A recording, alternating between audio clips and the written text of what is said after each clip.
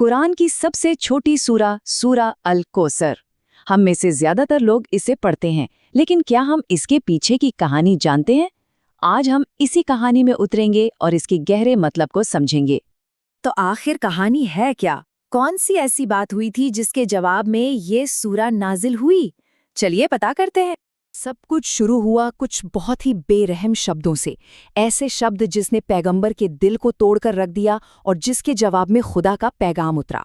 देखिए, इस सूरा के नाजिल होने से ठीक पहले एक बहुत बड़ी पर्सनल ट्रेजेडी हुई थी। कहानी की शुरुआत वहीं से होती है। सोचिए, मक्का में एक दोपहर का वक्त है और पैगंबर मोहम्मद बहुत गहरे गम में डूबे हुए हैं।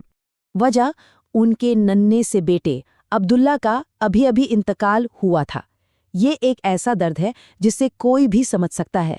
लेकिन इस मातम के माहौल में एक ऐसा शख्स था जो जश्न मना रहा था, और वो कोई और नहीं बल्कि उनके अपने सगे चाचा अबू लहब थे।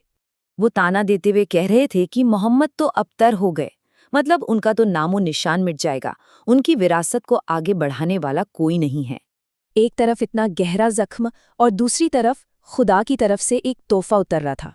ये जो सूरा अल कौसर उतरी ना, ये सिर्फ कुछ आयतें नहीं थीं, ये उस टूटे हुए दिल पर एक मरहम था, एक सीधा दिलासा देने वाला पैगाम। तो क्या था इस सूरा का मकसद? सीधा सीधा पैगंबर को ये यकीन दिलाना था कि लोग कुछ भी कहें, अल्लाह ने उन्हें कौसर अता किया है, यानी बेशुमार बेइंतहा खैर और भलाई। तो चलिए अब इस लफ्ज़ कौसर को ही समझते हैं, क्योंकि इसका मतलब बहुत गहरा है। इसका जो सीधा सा लिटरल मीनिंग है वो है जन्नत की एक नदी, जिसका जिक्र हदीसों में मिलता है। जरा सोचकर देखिए, एक ऐसी नदी जिसका पानी बर्फ से भी ज्यादा ठंडा, शहद से भी ज्यादा मीठा और दूध से भी सफेद है, जिसके किनारे मोतियों से बने हैं, और सबसे बड़ी बात, ये कभी खत्म नहीं होगी। क्या शानदार तोहफा है! लेकिन कौसर का मतलब सिर्फ इस नदी तक ही नहीं है। इसका एक बहुत बड़ा रूहानी मतलब भी है, और वो है भरपूर अच्छाई, अबंडेंट गुडनेस। तो ये भरपूर अच्छाई आखिर है क्या? ये है कुरान, जो हमेशा रहेगा। ये है वो अमर नाम जो आज भी अल्लाह के नाम के साथ लिया जाता है। ये है वो बेटियां जिन्होंने उनके खानदान को आगे बढ़ाया, और वो वफादार दोस्त जो आखिरी दम तक साथ खड़े रहे। तो विरासत खत्म होने का तो सवाल ही पैदा नहीं होता। अच्छा, तो जब अल्लाह ने इतना कुछ दिया, तो इसके शुक्राने में क्या करना है? सूरे की दूसरी आयत यही बताती है। अल्लाह ने 2 काम करने को कहा, 1 अपने रब के लिए नमाज पढ़ो और 2 कुर्बानी दो। और इसमें ना इबादत के 2 कमाल के पहलू दिखते हैं। पहला तो है प्राइवेट वर्शिप, नमाज, जो सिर्फ बंदे और उसके खुदा के बीच की बात है। और दूसरा है पब्लिक वर्शिप, कुर्बानी, मतलब अल्लाह की दी हुई नेमत को लोगों के साथ, अपनी कम्युनिटी के साथ बांटना। और अब सूरा की आखिरी आयत। ये आयत पलटकर अबू लहब के उसी ताने का जवाब देती है, और क्या जबरदस्त जवाब देती है।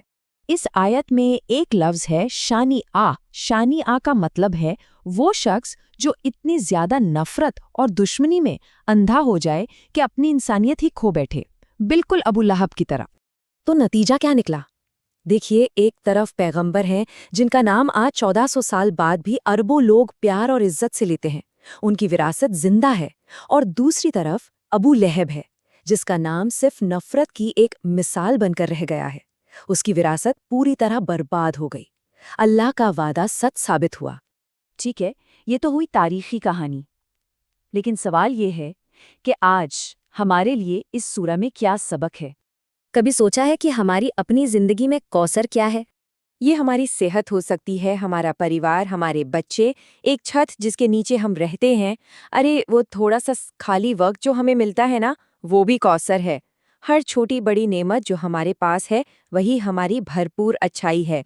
तो बात बस इतनी सी है कि जो नेमतें मिली हैं उन पर गौर किया जाए, उनका हिसाब रखा जाए और उनका शुक्र अदा किया जाए। इस सूरे का पैगाम साफ है कि हर किसी को भरपूर अच्छाई दी गई है। अब सवाल ये है कि हम उसका करते क्या हैं? इस सवाल पर सोचना जरूरी है।